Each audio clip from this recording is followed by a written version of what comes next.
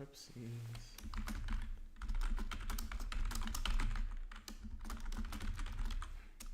You will see why I'm delayed in just one moment. I promise I'm not doing this on purpose.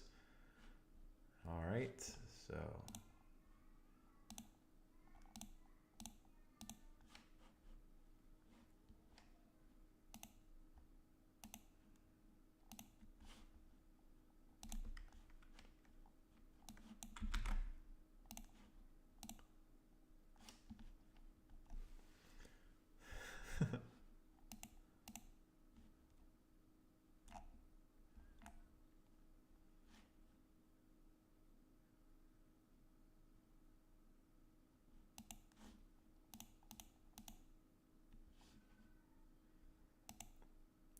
Okay, welcome to the Heavenly Treasury broadcast where we help believers achieve God's financial abundance for your life.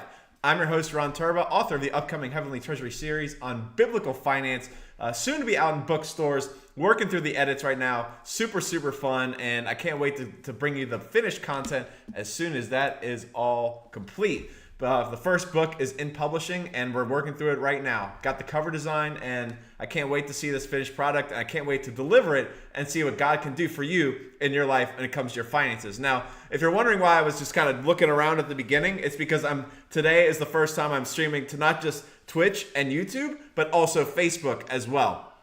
It's been a little fun trying to get all these platforms to work together, so to speak, but I am doing it simultaneously, and it's been really, really fun being able to learn about that. In fact, just before I started this, I was on for 2 or 3 minutes just talking and talking and talking. I didn't even realize I didn't hit the stream button. So I'm just literally talking to the camera. I think I'm recording it on my computer, but that's it. And so that was very interesting, and doing all that and working out the kinks has been very, very fun. So pretty soon I'm going to be doing a video on how I actually do that, because I know a lot of you are interested. A lot of you want to be able to do your own streaming, want to do your own broadcasting, want to do it to multiple places, not just one place. Again, if all you're doing is talking to a camera and you're doing nothing else, don't want to do anything with your content, just sit in front of a camera, look good, have your content, help your followers, grow your influence, boost your income streams and all that, and get off, then guess what? What I'm doing probably isn't for you, but at the same time, there's so many things that I'm able to do with this software that I'm doing behind the scenes that you'll be able to do as well and grow that to a significant place, especially if you've been called to do a stream or a broadcast or some sort where you're sitting in front of a camera.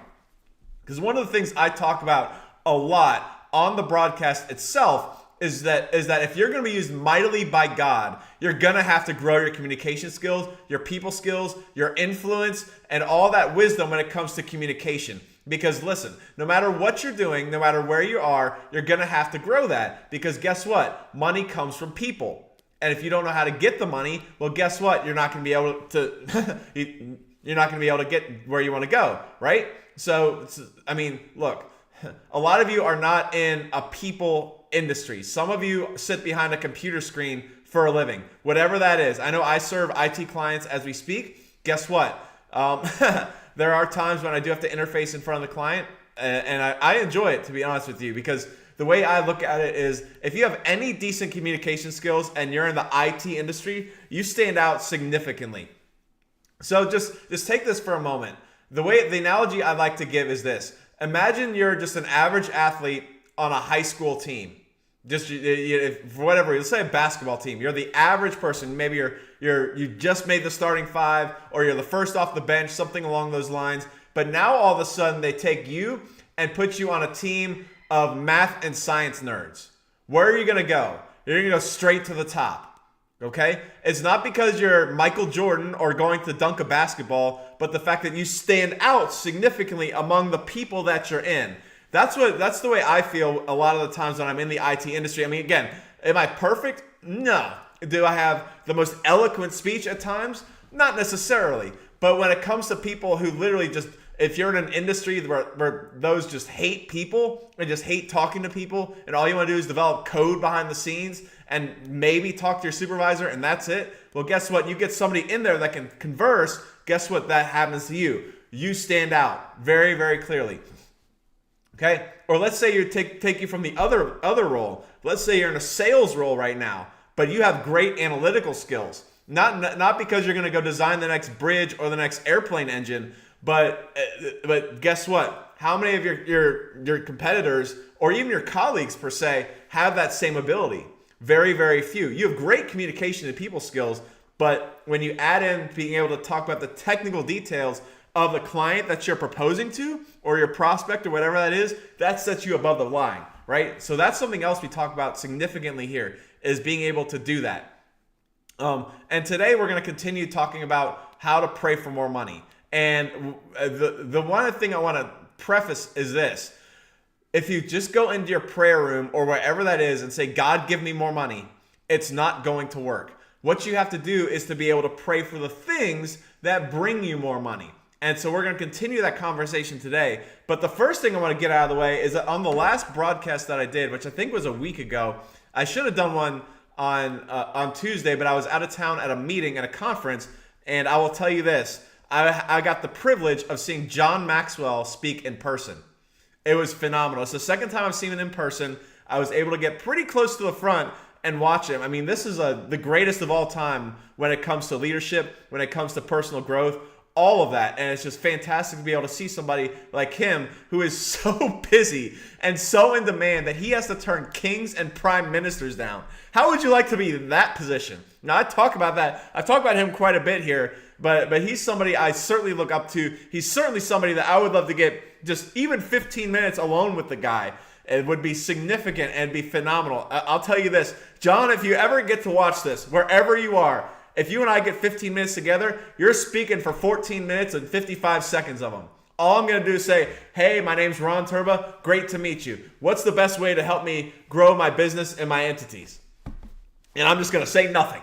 Say nothing and let him talk, because 15 minutes with him is like 15 years with anybody else. It's just that good, okay? It's not just because he makes you feel good, which is good. And again, we're all emotional creatures. We all have spirits. We all have all of that. But I am going to tell you this. You are going to have to bring some meat plus that emotion, and John delivers that fantastically. Of course, anybody who sold some 35, 40 million books in I don't know how many languages, I mean, he's somebody that if you work the average person, if you work 10 lifetimes, you couldn't match one day of his. And that's just he's just somebody I really look up to, and somebody I would love to meet in person one day.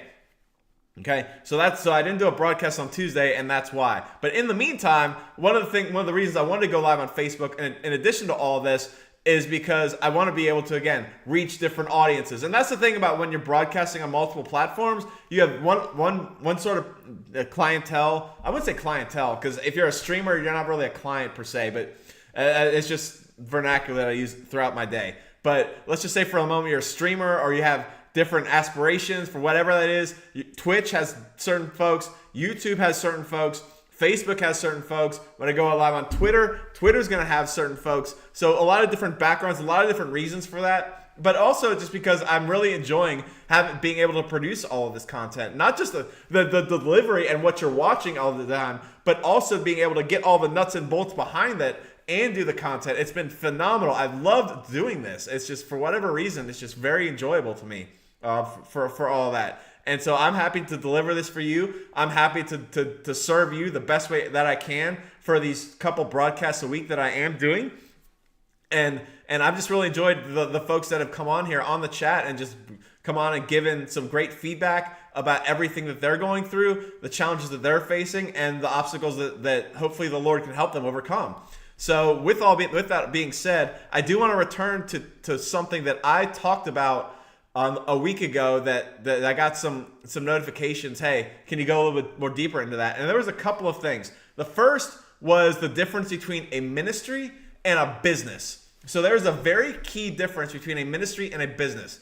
Now, I'm not going to go into the details about what I spoke about, because I think it's really, really important, especially in ministry, that money has to be important to you. You have to treat your ministry like a business per se when it comes to managing people. It's not just going out and preaching on Sundays. You got to be able to do other things as well. Okay, so some of the ministers that I look up to, again, you may think all they do is just get on their private plane and just go around the country and speak. They do a lot more than that. You just don't see it. And I'm not talking about just praying and fasting and getting into the word and all of that. There's more to it than just that. It's being able to manage a group as well. Because if you have an 8-figure ministry, you can't do all that by yourself. You can't even do that with a couple of people. You need a team, and you got to be able to manage that team and do what the Lord's called you to do. Okay, that's very difficult to do. But I want to take this moment right now and talk about the main difference that I really detailed last time on ministry versus business. So what I'm going to do is, okay, there we go. Whoops, let's go there. Okay, main difference between ministry and business when it comes to the transaction. Okay, here's where it is. Let's just draw a line right here. Okay, let's go with business. Okay, if you are a client, I'm not going to call it a client. I don't want to use the word client again, just because if you're in a church service and you give them money, you're not a client to the ministry. You're a partner. Okay, big difference. But let's just say, Jim's down here, and I have my business. Okay, my business. Well, that is some special handwriting, I'll tell you that. Okay, and let's say Jim comes to me and says, I want to get whatever product or service you have. Let's just say I sell ice cream. All right, and I have my own ice cream shop. I don't have one, but let's just say I did. And Jim says, I'm giving you money. All right, and what happens? He's giving money to my business in expectation that I will give him ice cream. You see what that is? The black line right here. I should probably just do it in a different color, but that's okay. Let's do this in a different color. So let's go. Yep, that is still the eraser. Okay, let's just say it's right here. Money. Okay, so Jim gives me money and I give him ice cream. Very simple. Anybody can understand that. However, you will see that when Jim gives money to my business, he is expecting something from me to be delivered to him.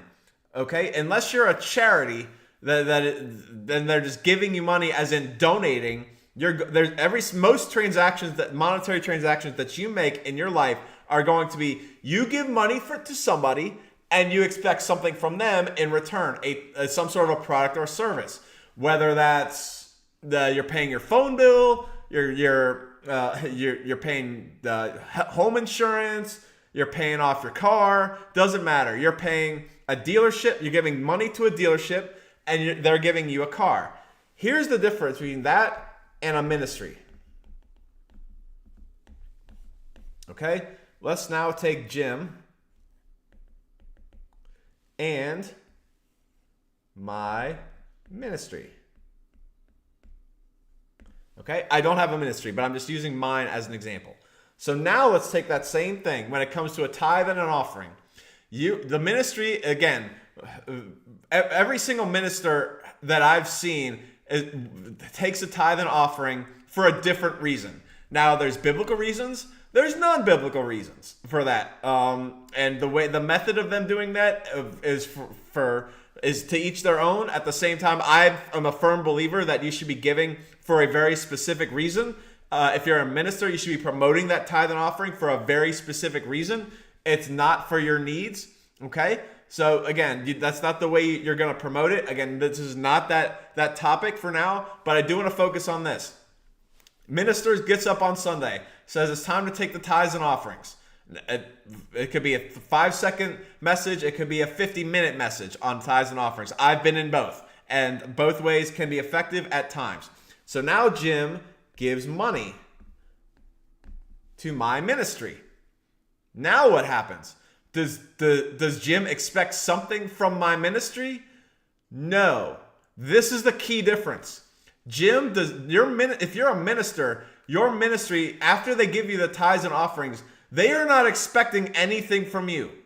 Nothing. You do not have to deliver anything to them. We have over here God. All right? And so now God is supposed to deliver. Do you see the difference right here? This is the key difference between a ministry and a business from a monetary transaction point of view. If you have a business, okay, that means somebody gives you money, you have to deliver something. You have to deliver a product or a service. Now, it may be a terrible product or service, but it's still a product or service. At the same time, on the ministry side, if somebody gives you money for a tithe or an offering or an alms or some other form of giving, or they're just blessing your pastor for being a great pastor, guess what's going to happen?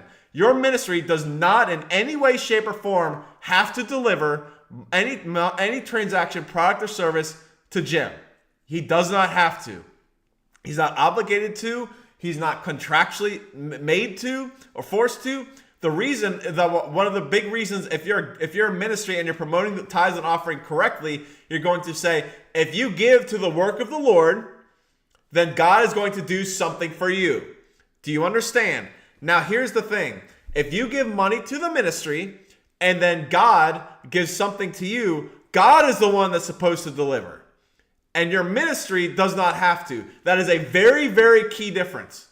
And so this is why it is so vital, so vital that you as a minister, if you're going to promote the way the Bible talks about tithes and offerings, and you should, the blessings that come from giving tithes, offerings, and other sorts of monetary giving, then you should be preparing your congregation to receive. You should be preparing your congregation to receive. Because if you don't do that, you are basically taking money and then they're not going to receive a darn thing. And that is terrible. I have seen that so many times where people give money because they hear the message on the blessings of the giving, the tithe and the offering, but guess what? They're not prepared spiritually to receive. And that is a problem because that means the ministry is taking in money without anything at all being delivered to Jim.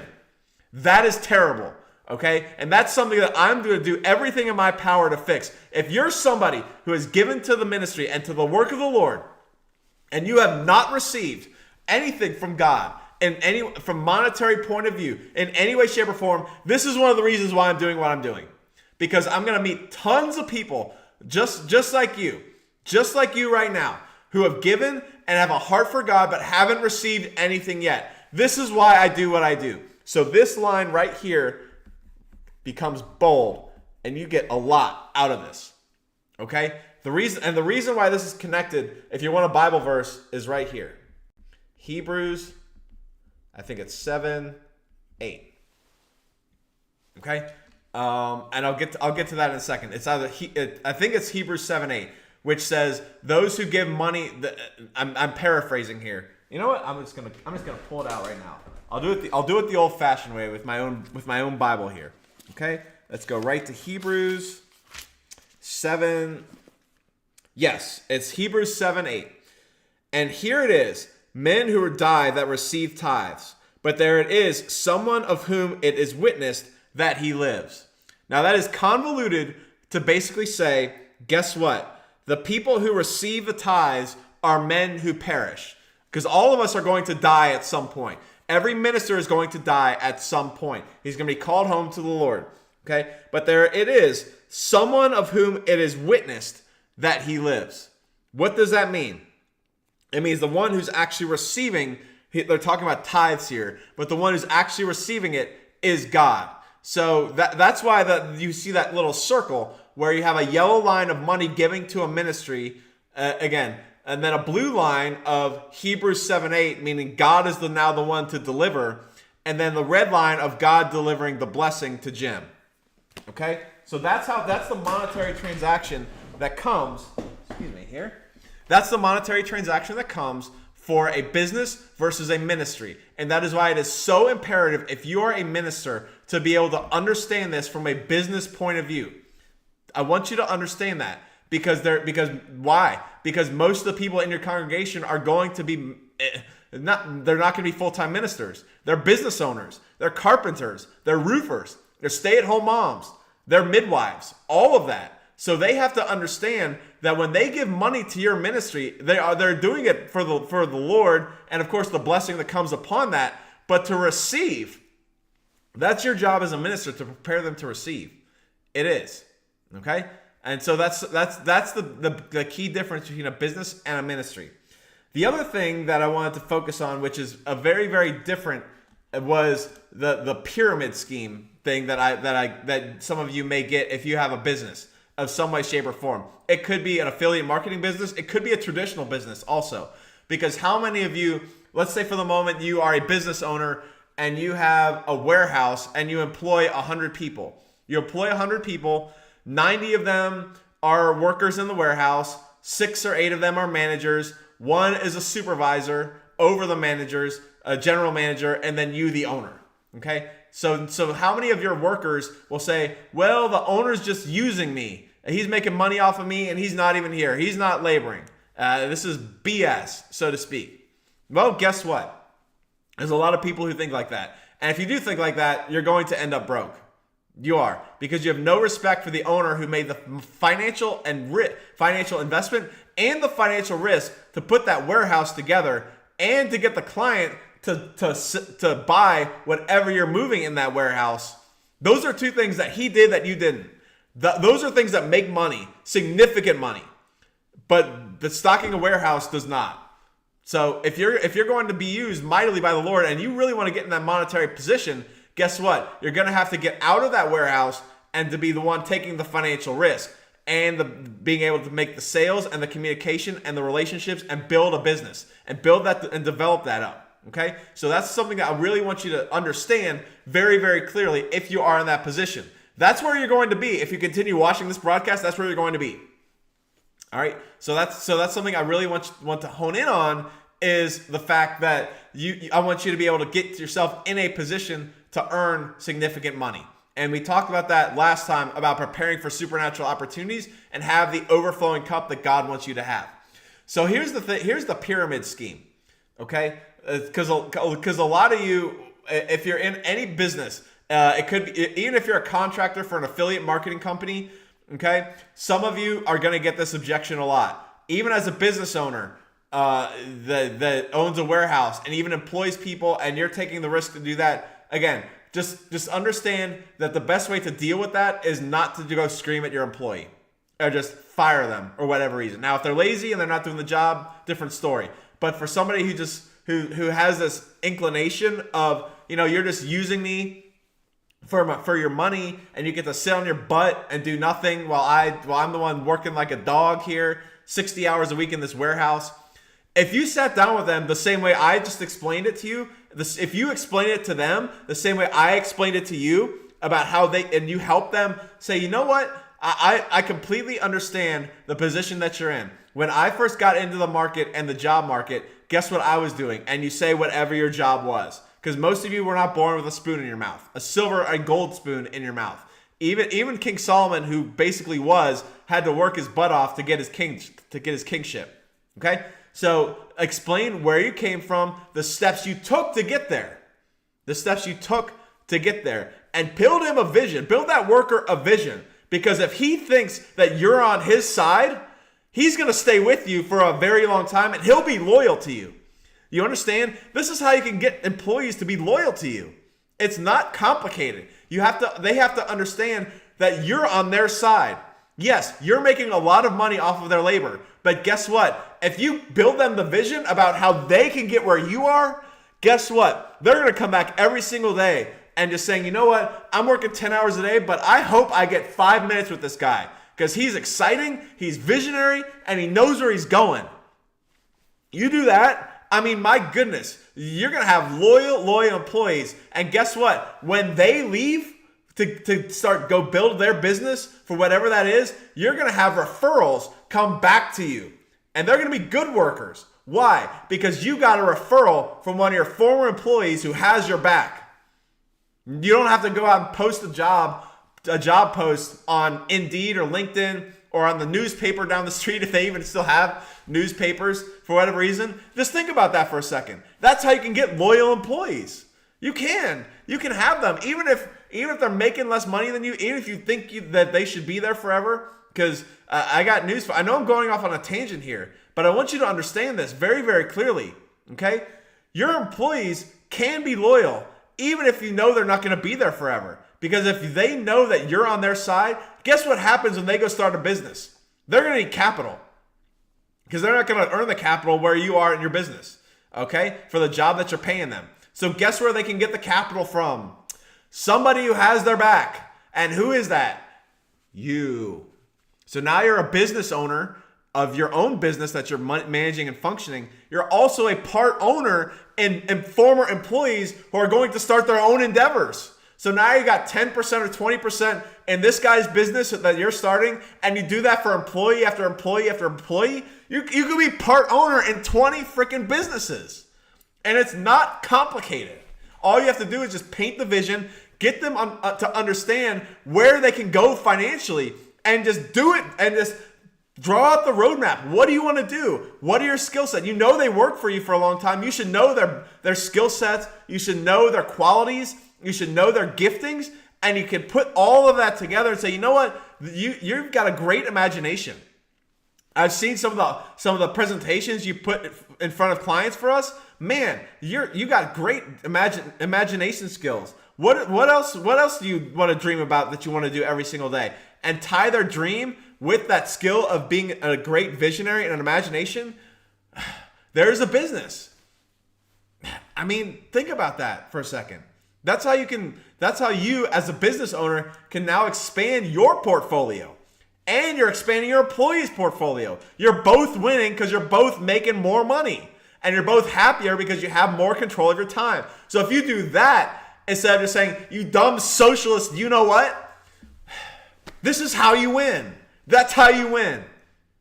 I just hope you're understanding this, that you don't have to struggle financially wherever you are. There's opportunities right next to you. You just have to take them. You just have to see them. And you watch this broadcast over and over and over again, you're going to see that. You really are. You're going to see that, and you're going to see opportunities that other people would just dream of. Okay? So I want you to understand that. So just in case you do get the quote, if you are one of those people who think, well, my boss is just using me, or this is just some pyramid scheme or whatever, let's take Walmart for an example. Now, I haven't looked at Walmart's balance sheet at any point lately. I'm not an investor in Walmart or anything like that. But here's the quote unquote pyramid. Okay? All right. So this is the pyramid of the organization. Before I get to Walmart, this is the organization that you probably are in. Okay? Let's do this again. Okay? Here's you. You have here's your business or your company. Let's call it your company. All right. You have, maybe a couple of, you got founders right there. Okay. Maybe they're direct to the company and they earn significant profit shares on all the business. And then under them, maybe they found, 3 or 4 people to market what they want to market, whatever that is. You got 5 right there, all across the board. Okay, and below them, you've got some people, and this guy right here is lazy, but this guy right here is going after it, and then this guy right here is going after it also, and you got all these people down here, and then you get this. So this guy down here is now complaining that he's making money off of him. Then part of his money's going here, part of his money's going here, part of his money's going here. He's like, well, this is a dumb pyramid scheme. I'm leaving. I'm going to be an employee for whatever reason. Okay, how many of you get that? Here's the pyramid of Walmart or any large company. So here is Walmart. Golly. Okay, pyramid. Who gets paid first? Look, you're gonna laugh when you see this. You really are. Who gets paid first when it comes to Walmart? It is not the CEO. It is not the board of directors. It is the bondholders. They're the ones that get paid first. Why? Because if bondholders don't get paid, then Walmart loses the ability to borrow. And if Walmart loses the ability to borrow, the quality of their business goes through the toilet and goes right to ground zero. Because all these companies, again, it's not that a lot of these people are borrowing because, again, putting the Bible reason aside, a lot of these big companies aren't really borrowing because they really need the money to survive. Okay, if Walmart stopped borrowing, I'm sure they would be just fine. But a lot of them are borrowing because there's a lot of delays when it comes to vendors and payments and all of that. So and maybe if they're waiting for a lot of payments to come in from some of their vendors, maybe they have a credit line where they can just borrow and meet a payroll or something like that, and then when they get paid from their vendors, they can continue working, stuff like that. So there are other reasons. Maybe some of the shareholders want to just load the company up with debt because it makes the balance sheet look good. Then the balance sheet looks good, so now their stock rises, and now they make a lot of money. So a lot more reasons than just the necessity of borrowing, why they're borrowing. But if they lose the ability to borrow, if they lose that ability because they don't pay their bondholders, they're in serious trouble. Okay, when it comes to valuation and how they can do business. And again, all the banks that Walmart uses and all that. So who gets paid next? That would be, I don't know if Walmart has preferred shareholders. I know Walmart is a public company, so they have stock, but I'm just going to say shareholders. Okay, shareholders get paid next because they're the owners. That's what a public company is. They own they own the company itself. It's not a private owner who owns 100% of the company. It's not Sam Walton anymore. It's anybody around the world with some big fund that wants to invest in Walmart. So that's who gets paid next, the shareholders. So remember, those are the ones who own the company. Who gets paid next? That would be the board. I'll just put it right here. Board of directors. That is not a cardboard or a plastic box board. That is a corporate board. So in a public company, the shareholders are the ones who vote in the board. And the board is basically saying, okay, the owners of the company have put me in here to make the direction of the company this, the vision of the company this. Okay, that comes from the shareholders, and the shareholders are the ones who elect the board. So that's who gets paid next. Okay, after the shareholders have been paid. Now, who gets paid after that? That would be the CEO. The CEO gets paid next. The board is the one who elects the CEO to actually do the nuts and bolts of running the company and the way the board wants them to. So the CEO, this may surprise you if you haven't. And again, you can see from my pyramid right here, there's 3 levels above the CEO. So there's 3 other groups of people that get paid before the CEO of the company does. And again, it could be 4 because shareholders could be, I'm just going to do this over here, preferred or common. Okay, there's preferred shareholders. There's also common shareholders. I don't know if Walmart has preferred shareholders, but a lot of organizations do. They get better preferences. They get better dividends. They get more voting rights, stuff like that. But again, for the purposes of our pyramid, just understand shareholders. Next, who gets paid after the CEO? That would be the executives. That's the CFO, the CIO, the CTO, all the CEOs, so to speak. That's the executive staff, whoever that is. All right. So that's the executive staff that the CEO puts in. After that, it's second executives. What do I mean by that? That's going to be your assistant. That's going to be the assistants to the executives. So every single executive is going to have a team of assistant executives. I'm not talking about secretaries or executive assistants. I'm talking about assistant executives who kind of execute the plan that the executives gives to them. Okay? And then under there, you have directors. Then you have first managers. Okay? And then you have second level managers. What do I mean by that? So maybe a director kind of oversees a region, but a first manager kind of oversees a store, like a general manager of a store. The second level managers will be, sorry, my webcam's in the way here. I'll move that in a second. But the second manager is going to be the ones who actually oversee the employees in the store. So for example, a Walmart is going to have a lot of employees who are working at that store. And then you can't just have one person who's overseeing all the people, the delivery, the supply, the stocking, all the cashiers, all of that. There are going to be different managers in that store. One who oversees the cashiers, one who oversees the delivery, all of that. So that's what I mean by second managers. Okay, the first manager is going to be like the general manager who oversees the whole store, and then directors who oversee a region. Then you get to executives and all of that. And then down here is you, the cashier. And you're the one right here, who is complaining about this being a pyramid. I just want you to just take a step back and just think what you're saying. You are saying right now that you are complaining that your cousin came to you with a business opportunity, and you're telling them, I'm not joining because it's a pyramid scheme. And look where you're working. Just think about that. You have. All right, let's just count them out. Here's you.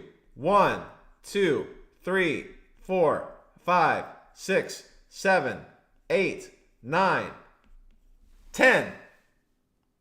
10 levels of people who are getting paid before you as a cashier at Walmart. And you're calling your friend's business a pyramid scheme. I don't care if they're an affiliate marketing business, if they just started a gym, and you think, oh, you're just using these trainers to make money off of them. And here you are at some Fortune 500 company that's just saying, you know what? Okay, come to work for us. We're not a pyramid. Do you even see what you're saying here? Just think about that for a second. Okay, so just think about that. And here's the other thing. If you're in Walmart right here, do you think the CEO really care? I mean, I want to say this because I got to be very careful what I say, because I'm not going to go bash a Fortune 500 company with the resources that they have. But I want you to ask this question. Who has a better, who in your opinion has a better understanding and desire to help you succeed? Is it the CEO of Walmart, or is it your cousin's organization? Who do you think has a better? Just answer that question. Who do you think wants to see you succeed more? The CEO of Walmart or your cousin's affiliate marketing organization? Which one? Which one? So just think about that for a second. That's what I mean by that. Okay? And whoever's going to help you succeed, really, that's where you want to be. You want to be in a place where you can succeed and succeed mightily, mightily well. If you're the best cashier at Walmart, you're not getting paid anymore. That's why I talked about the overflowing cup last time. Okay? You got to be in a place where you can earn more. So guess what? This organization, this guy right here, so you know what? I'll take that back. This guy right here, that's a 0. Okay. This is 0, 10. Okay. This guy right here. Let's take this guy right here. He's blowing it up. He's building an organization. He's got a lot of people. Guess what? Who do you think's going to make more? Is it going to be him or this guy? No, this guy right here. Because he's the one generating the sales. He's the one building the organization. He's the one putting leadership in place in his business. Guess what? He's going to get paid more. Now let's go to Walmart. Is there any fathomable way that a second manager could make more than his general manager? No.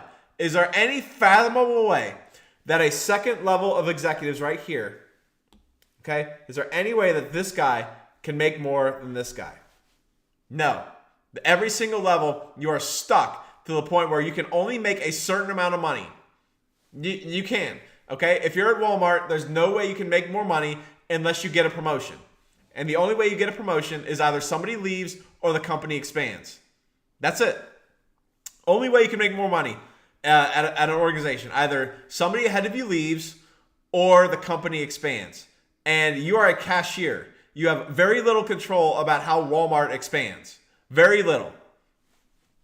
I mean, it's not that they're not going to think about you, but in terms of the general direction of the CEO, when he's thinking about where am I taking this company, the direction, he's not thinking about a cashier.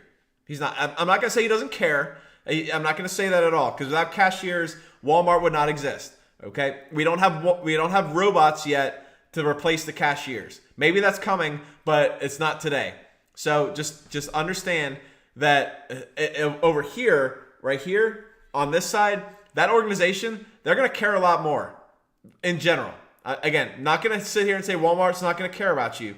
But the reality is, if you're a shareholder at Walmart, first of all, Walmart is not owned. Maybe it's possible that Walmart's not owned by Americans. Also, that's also possible because last time I checked, a third of our public stock exchange was owned by foreign entities or foreign people, foreign companies. So a third of it.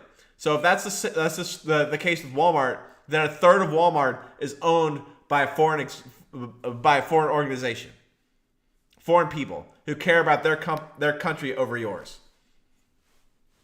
Okay, so I hope that gives you some perspective on things. So I know I didn't really talk much about prayer today. I just got a couple of tangents to go on just based on what we talked about last time when it comes to preparing yourself for supernatural opportunities. Because remember, look at this screen right here.